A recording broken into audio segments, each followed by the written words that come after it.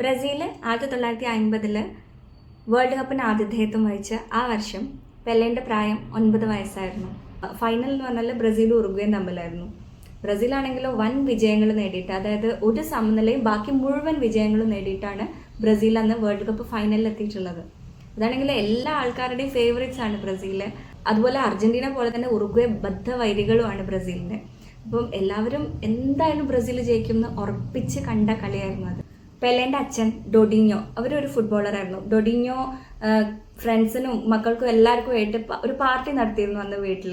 റേഡിയോയിലാണ് അന്ന് കളി കാണുന്നത്, ടി വിയിലല്ല. അപ്പം എല്ലാവരും കൂടെ റേഡിയോ കേട്ടുകൊണ്ടിരിക്കുക. ആദ്യം തന്നെ ബ്രസീൽ ഒരു ഗോൾ അടിച്ചു. അതിൽ എല്ലാവരും ഭയങ്കര സന്തോഷവും ആഘോഷവും. പക്ഷെ കുറച്ച് കഴിഞ്ഞപ്പോഴത്തേക്കും ഉറുഗ്വേ ഒരു ഗോളും കൂടെ അടിച്ചിട്ട് അത് സമനിലയായി.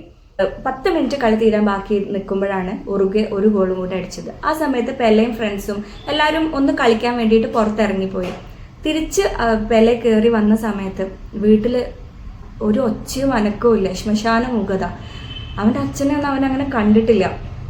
അപ്പോൾ അച്ഛൻ്റെ അടുത്ത് പോയപ്പോൾ അച്ഛൻ ഇങ്ങനെ മറുപടി പറഞ്ഞു, നമ്മൾ തോറ്റു മോനെന്ന്. അവൻ ആദ്യമായിട്ടാണ് അവൻ്റെ അച്ഛൻ കരയുന്നത് അന്ന് കാണുന്നത്. മറക്കാനയിൽ കുറച്ച് ആൾക്കാർ അന്ന് ഹാർട്ട് അറ്റാക്ക് വന്ന് മരിക്കുക വരെ ചെയ്തു ഈ ഷോക്ക് കാരണം.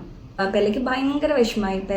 പെലേൻ്റെ മുറിക്കകത്തെ ജീസസിന്റെ പ്രതിമ നോക്കിയിട്ട് പറഞ്ഞു, ഞാനോ എൻ്റെ അച്ഛനോ കളിച്ചിരുന്നെങ്കിൽ ആ വേണ്ട ഒരു ഗോള്, അന്ന് ബ്രസീലിന് ഒരൊറ്റ ഗോള് മതി ജയിക്കാൻ, ഒരു സമനില കിട്ടിയ ട്രോഫി ബ്രസീലിന് കിട്ടുമായിരുന്നു. ആ ഒരു ഗോള് ബ്രസീലിന് കിട്ടുമായിരുന്നു. അവൻ അച്ഛൻ്റെ അടുത്ത് പോയി പറഞ്ഞു, ഡൊഡിഞ്ഞോൻ്റെ അടുത്ത് പോയി പറഞ്ഞു, നിങ്ങൾക്ക് ഞാൻ വേൾഡ് കപ്പ് കൊണ്ടുതരുമെന്ന്. അങ്ങനെ 2 വേൾഡ് കപ്പുകൾക്കപ്പുറം, അതായത് 1958 ബ്രസീൽ വേൾഡ് കപ്പ് എടുക്കുമ്പോൾ ആ ടീമിൽ പെലെയും ഉണ്ടായിരുന്നു.